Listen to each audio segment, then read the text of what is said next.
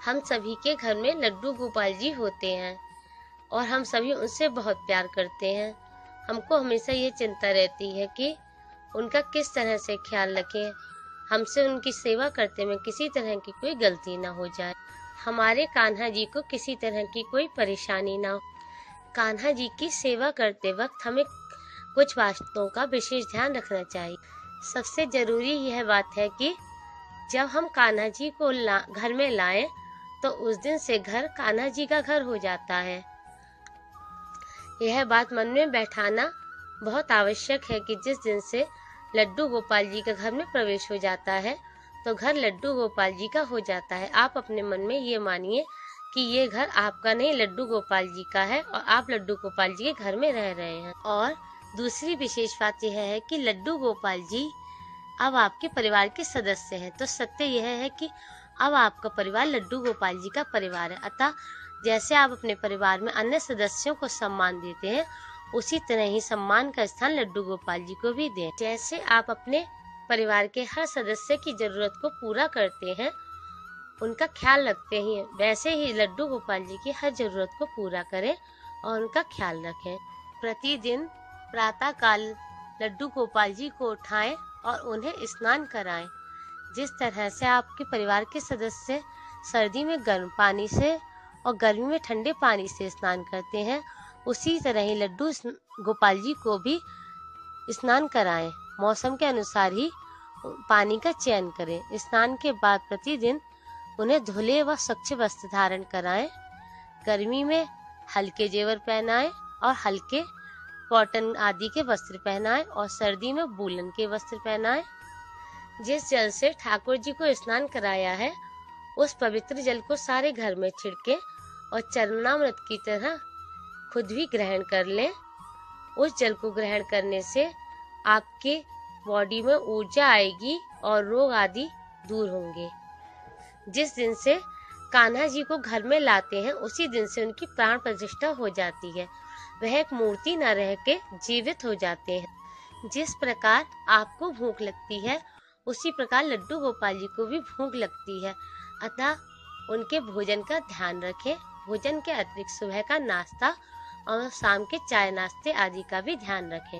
अगर आप ठाकुर जी को अपना बच्चा मानते हैं, बाल रूप में मानते हैं, अपना भाई मानते हैं, तो उन्हें जिस प्रकार छोटे बच्चों को अपने हाथों से खाना खिलाया जाता है, उसी तरह से अपने हाथों से खाना खिलाएं। घर में आप अगर किसी प्रकार की कोई भी खाने की वस्तु लाएं तो उसमें ठाकुर जी का हिस्सा अवश्य रखना चाहिए। हमारे कान्हा जी को तामसी पदार्थों का भोग न लगाएं, जैसे प्याज, लहसुन, अंडे, मांस आदि का भोग बिल्कुल भी न लगाएं। अपने लड्डू गोपाल जी के लिए खिलौने अवश्य लाएं, क्योंकि खिलौने लड्डू गोपाल जी को बहुत प्रिय होती हैं और उनके साथ उन खिलौनों से आप भी खेलें। जैसे आप अपने बच्चों को बाहर घुमाने के लिए ले जाते हैं, वैसे ही समय समय पर लड्डू गोपाल जी को भी बाहर घुमाने के लिए अवश्य ले जाएं। लड्डू गोपाल जी से कोई ना कोई नाता अपना अवश्य कायम करें, चाहे वह भाई हो, पुत्र, मित्र, गुरु आदि कोई भी नाता बनाए। जो भी नाता लड्डू गोपाल जी से बनाए, उसको प्रेम और निष्ठा से निभाएं। आप चाहें तो अपने लड्डू जी को कोई प्यारा सा नाम भी दे सकते हैं। लड्डू गोपाल जी से प्रेम पूर्वक बातें करें, उनके साथ खेलें। जिस प्रकार घर के सदस्यों को भोजन कराते हैं, उसी प्रकार उनको भी प्रेम से भोजन कराएं।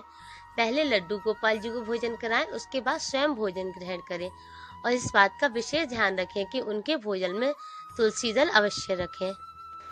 हर रात्रि में लड्डू गोपाल जी को शयन अवश्य कराएं। जिस प्रकार एक छोटे बालक को प्रेम से सुलाते हैं, उसी प्रकार से उनको भी सुलाएं, थपथपाएं, लोरी सुनाएं।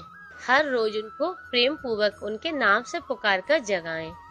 यूं तो हम प्रत्येक जन्माष्टमी पर लड्डू गोपाल जी का जन्मदिन धूमधाम से मनाते हैं, उनकी पूजा अर्चना करते हैं। किंतु यदि आपको वह तिथि याद हो जिस दिन लड्डू गोपाल जी आपके घर में आए थे, उस तिथि को लड्डू गोपाल जी के जन्मदिन के रूप में प्रति वर्ष मनाएं। उस दिन बच्चों को घर पर बुलाएं और जिनके घर लड्डू गोपाल जी हैं, उनको उनके लड्डू गोपाल जी के साथ बुलाकर उन सभी के साथ लड्डू गोपाल जी का जन्मदिन धूमधाम से मनाएं। बच्चों को खिलौने दें। लड्डू गोपाल जी का श्रृंगार हम सभी करते हैं।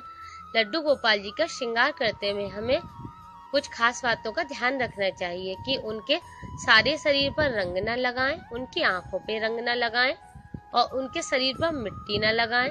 किसी भी प्रकार की मिट्टी से उनका किसी भी प्रकार का कोई श्रृंगार न करें, क्योंकि जैसे एक छोटे बच्चे की त्वचा नाजुक होती है और हम अपने छोटे बच्चे के शरीर पर रंग लगाकर उसे पूरे दिन नहीं बिठा सकते, उसकी त्वचा पर एलर्जी हो जाएगी। उसी तरह से ही कान्हा जी भी बाल रूप होते हैं।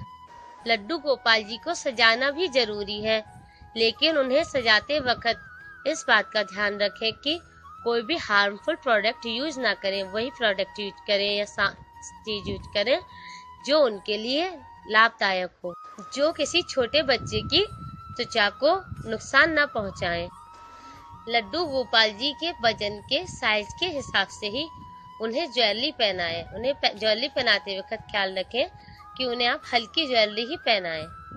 उनके सिर पर जो मुकुट लगाएं वो उनके वजन के हिसाब से ही लगाएं, ज्यादा भारी मुकुट ना लगाएं। एक बात का विशेष ध्यान रखें कि लड्डू गोपाल जी को किसी आडंबर की जरूरत नहीं होती दिखावे की, वह भाव और प्रेम के भूखे होते हैं। आप उनके लिए कर सके तो प्रेम से उनकी सेवा करें, अपने आप को प्रेम से उनके आगे समर्पित कर दें। उन्हें खुश करने के लिए किसी से द्वेष वगैरह मन में ना रखें। अगर आप कान्हा जी को दिल से अपना मानेंगे, उनसे दिल से प्रेम करेंगे, तो कान्हा जी भी आपको दिल से अपना मानेंगे और आपसे दिल से प्रेम करेंगे और आप पर हमेशा प्रसन्न रहेंगे। और भी बहुत से कार्य ऐसे हैं जो भक्त अपनी श्रद्धा के अनुसार कर सकते हैं, किंतु यदि इन बातों पर ध्यान दिया जाए तो लड्डू गोपाल जी को आप सरलता से प्रसन्न कर सकते हैं। हमें जितनी नॉलेज थी हमने वो सब आपके साथ शेयर की। उम्मीद है आपको हमारी वीडियो पसंद आई होगी। हमारी इस वीडियो को लेकर आपके पास कोई सजेशन हो तो कमेंट्स के द्वारा हमें जरूर बताएं। आपको हमारी वीडियो पसंद आई तो लाइक करें, शेयर करें और भी वीडियो देखने के लिए हमारे चैनल को सब्सक्राइब करें। Thanks for watching. Radhe Radhe.